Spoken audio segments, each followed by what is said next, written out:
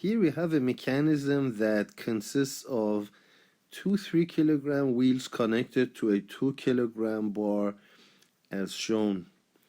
We're interested in finding the minimum required velocity for the wheels to ensure that the mechanism makes it all the way through one revolution without rocking backwards. Observe that as the velocity of the wheels is to the left, each wheel has a motion in counterclockwise direction. So omega of each wheel is in this direction. And this shows that the right end of the bar that is pinned to the wheels is going through a circular motion.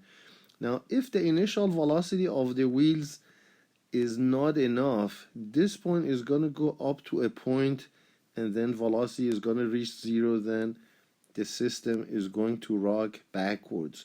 So the key word here is minimum. In other words, velocity, initial velocity of the wheels should be enough so that this point makes it all the way to 12 o'clock position as the bar goes to the 12 o'clock position so that it can continue its motion without rolling backwards.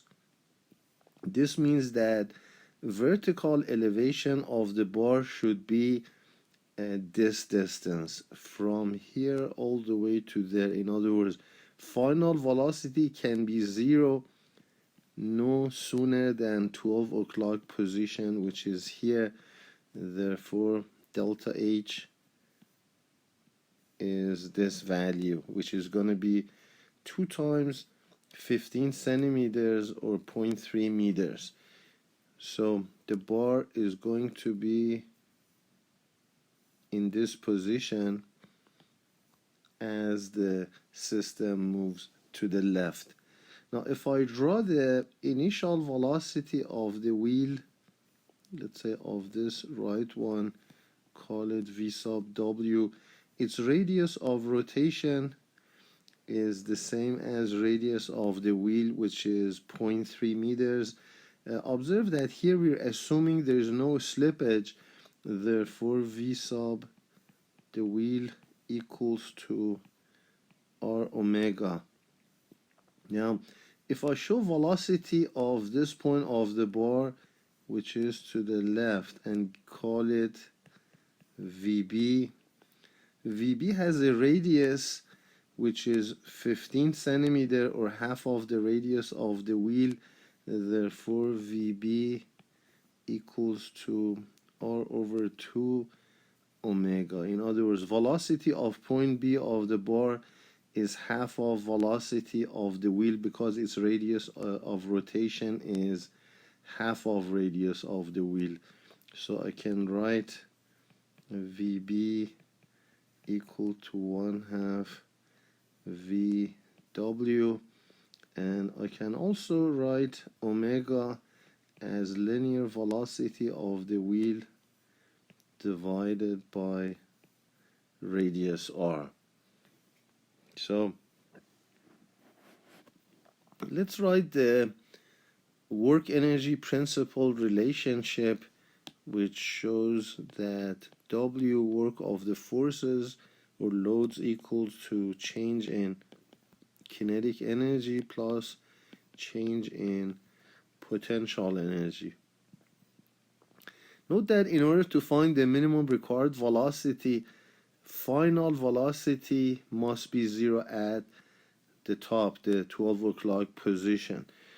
Since there is no external load, work on the left side of the equation is zero, and on the right side I'm going to start by considering kinetic energy of the wheels. There are two of them, so I write 2 times change in kinetic energy of one of them. And note that the wheels have both translational as well as rotational velocities. Therefore, kinetic energy has 2 components: 1/2 m v final squared minus v initial squared plus 1/2 I omega final squared minus omega initial squared. All of this is for one wheel, then I've multiplied by 2 for the two of them. Plus, the bar has some kinetic energy, change in kinetic energy, which is 1/2 mass of the bar times V final squared minus V initial squared for the bar. Observe that final velocity is 0, so these terms go to 0. And I also have change in potential energy. The bar is elevated from the 6 o'clock position to the 12 o'clock position. Therefore, change in potential energy is mb mass of the bar times g times delta H. So this is the equation which is foundation of the solution. Observe that in this equation I have different velocities, more than one unknown, and since this is a scalar equation I should have only one unknown. So let's use equations of kinematics and reduce these to one unknown.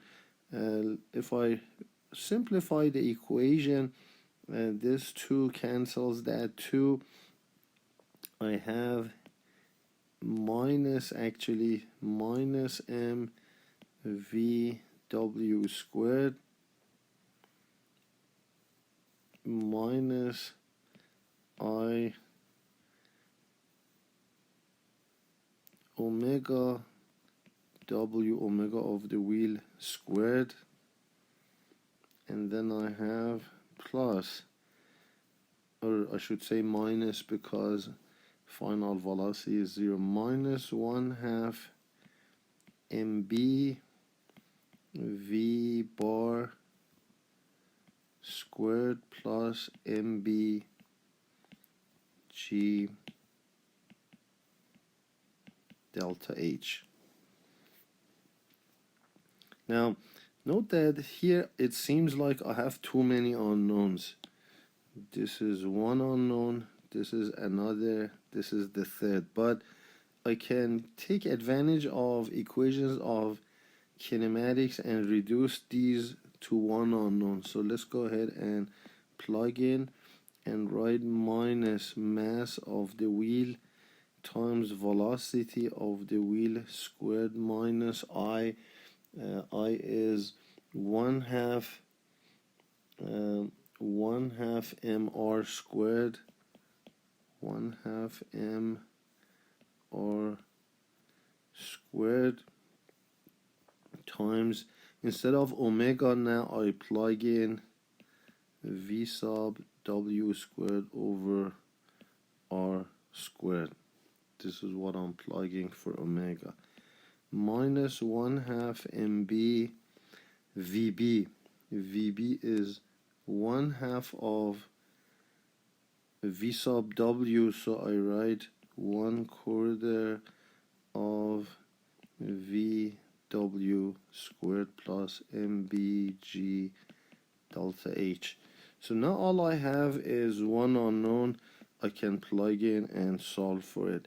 Let's first simplify the equation. Observe that this factor cancels out, and then if I plug in the numerical data, mass of the wheel is 3 kilograms, so I have minus 3 vw squared minus 1/2 of 3 or 3/2 vw squared minus 1/2 times 2 kilograms times 1/4 vw squared plus 2 times 9.81.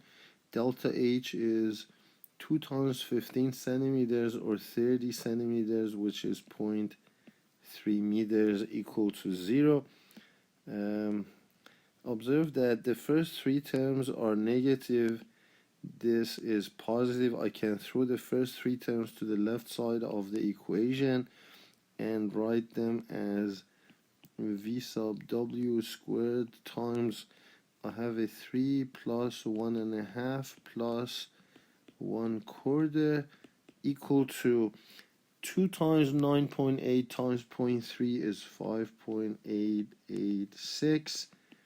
So I can easily calculate v squared, which turns out to be 2.24, whose square root turns out to be 1.11 meters per second.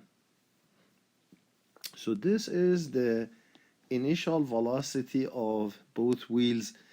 If it is at least this much, the wheels are going to turn and the bar is going to go to the 12 o'clock position, and then the motion continues without rocking backwards.